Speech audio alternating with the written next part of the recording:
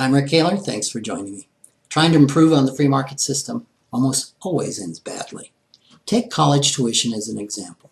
It is an important segment of our economy since for most, a college education is a door to higher wages and a better lifestyle. In the days before college loans were as ubiquitous as mountain pine beetles in the Black Hills, college costs were like any other service. They were due in cash. Students and their parents had to save money or pay tuition out of their earnings. Many students worked their way through college, and those whose parents didn't save, who couldn't or didn't want to work, or who didn't have a high school GPA to get a scholarship, they just didn't go to college. Since colleges competed for students, schools had to keep a close watch on their tuition rates. Raising tuition too much resulted in fewer students. Fewer students meant falling revenues. The two forces of supply and demand, supply being the college capacity and demand being the ability to pay tuition, kept college costs in check. Understandably, getting a loan to pay for college tuition was difficult. What sane bank or investor would want to make a loan to an unemployed teenager with no collateral to speak of?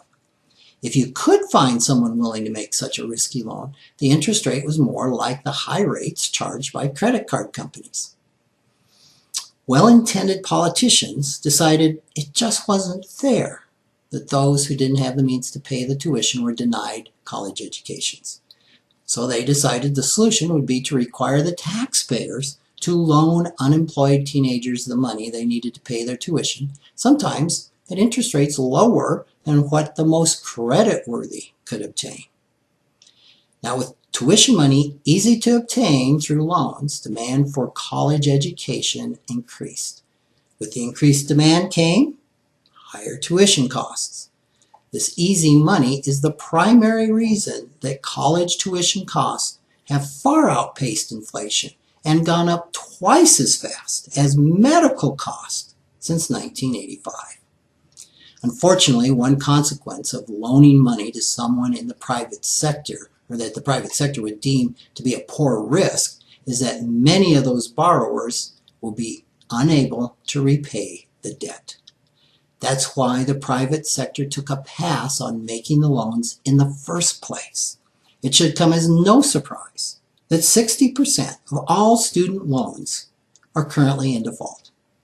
According to the Kiplinger letter of December 2nd, 2011, that default rate will only get worse as the unemployment rate of those aged 20 to 24 is around 14%. Today, taxpayers are on the hook for over 70% of the $1 trillion in outstanding student loans. And that appetite for loans is going to continue to rise. This year, we will add another $100 billion in college debt to the books.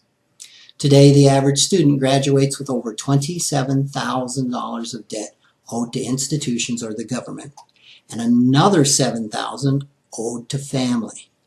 It isn't uncommon for a medical student to amass over $200,000 of loan debt.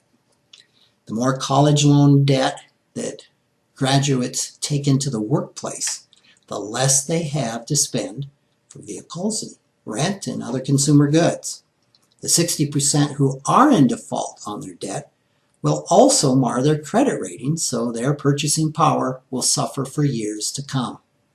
Eventually, it's the taxpayers who will no longer be able to foot the bill.